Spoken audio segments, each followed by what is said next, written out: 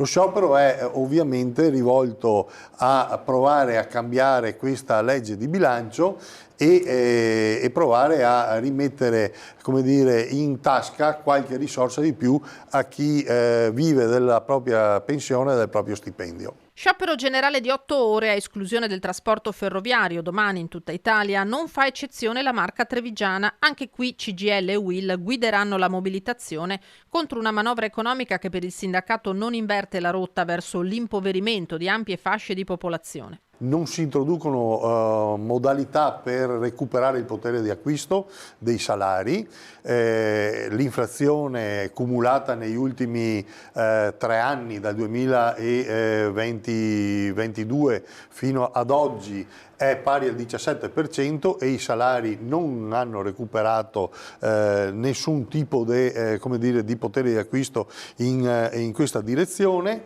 Non si tassano le persone per il reddito, ma per il tipo di professione che fanno. Sulle pensioni non c'è nulla, se non un misero aumento di 3 euro al mese per le pensioni minime. Non c'è nulla sui giovani.